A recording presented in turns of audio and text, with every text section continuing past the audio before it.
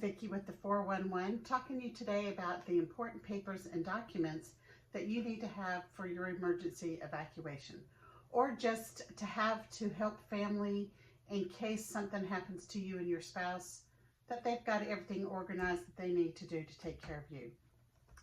You can organize your papers, very important papers, in any kind of form. I like to use a notebook where you can put them in page protectors in a 3-ring binder, or you can put them with these type of folders that you can color code, you can open up and keep stuff in there that you don't want to fall out. But it's important that you have the important documents that you need for emergencies. Start with birth certificates, both you, your spouse, and your children. You never know when you might have to relocate and you have to get a new driver's license or something. You need proof of identification. Social security cards. You're not supposed to carry them with you, so a great place to store them is in your notebook or in your files.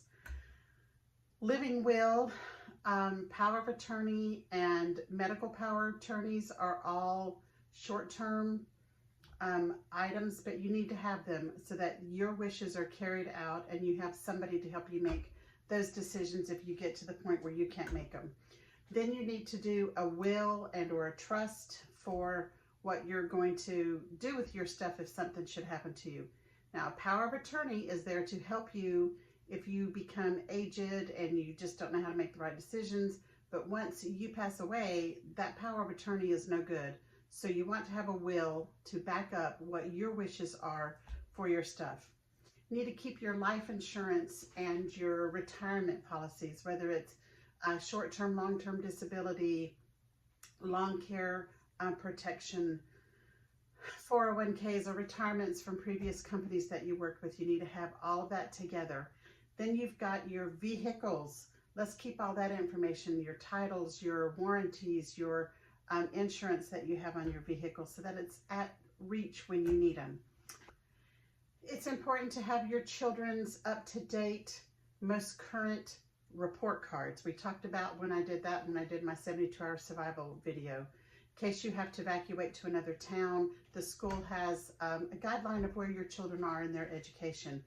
Then you want to have their vaccinations, your children's vaccination if you still have children living with you. It's important to keep those up to date and have those at a place where you can get them. Any kind of diplomas that have been earned by either you, your spouse, your children, any kind of certification that they've earned is important to keep in these files as well. You want to keep your passport or visas, if you have visas, passports, whatever you use for traveling. You want to keep those in a safe place and in that something that's you can get to in an emergency. Jewelry appraisals and having those addendums to your, usually your homeowner's insurance. It's good to have pictures of any jewelry that you want to have insured so that you're protected. Then you want to make sure you keep up with your appliances, the warranties and the insurance that you might have on your appliances. Have all this stuff in one place so that you don't have to scrounge around your house looking for things when the slight emergency of your refrigerator not working or something. You've got it all on hand. Medical records, any illnesses or surgeries that you have, it's important to have those documented, along with any, like your last lab work, any kind of stuff like that. It's always good to have that filed, along with your pet. If you have a pet, have your pet's medical history and their vaccinations all up to date as well. Then the last thing I want to mention is any automatic drafts that you have coming out of your banking account. It's important to have that on hand should something happen to you and your spouse or your children have to take over, that they know what's going on and that they're not looking for something to come in the mail that's not going to come. I get all of mine through email. All of my utilities are on automatic draft so that I don't have to worry about that. And so you certainly don't want to worry anybody else about that if that's what you've done if that's what you've been doing. So the notebook is one good way to do it. That's how I do mine. And then you could do it in some type of a portable plastic Rubbermaid thing that you can grab the handle and go if you had to. That works well, but that's not fireproof. Now I have a fireproof file box. It's about a little bit bigger than that thing. It's about this big, about this deep, and it holds files in it. Heavy as all get out. If I had to evacuate, I am not going to be the one that's going to pick that thing up and run and throw it in the car because it's extremely heavy. Does it serve its purpose? Yes, it has a lock on it, combination lock. You can keep it safe, and then it's fireproof so that, you know, you've got that safety there, but it's not really good for evacuation. So I went on Amazon and I looked around and I read the reviews and I did, you know, how many stars it got and all the comments. And I've got one that I want to show you how it looks. Okay, I found this. It's very lightweight. It's got a handle so that you can take it and evacuate. It has a combination lock piece on there that you can set it. But I like this because it is lightweight, it is fireproof, and it has extra pockets and slips and stuff that you can keep things in.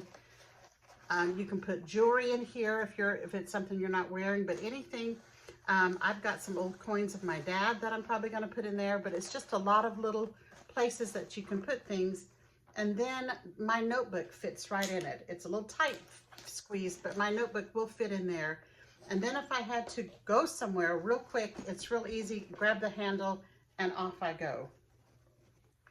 So there you go. There's my list of things and ideas of things that you need to keep stored. I got my notebook all updated because earlier this year, my husband and I took a trip out of the country, and I wanted to leave my children with the peace and security that everything they needed to know about our home, about our retirement, our finances was all in one place, and they weren't going to have to stress and do a lot of work to try to gather everything up and try to put a big puzzle together and then find pieces missing. So it's very important. You probably thought of some things that I didn't think of that you could put on. And if you did, please comment below because I'd love to hear them and add them maybe to my emergency evacuation pack as well.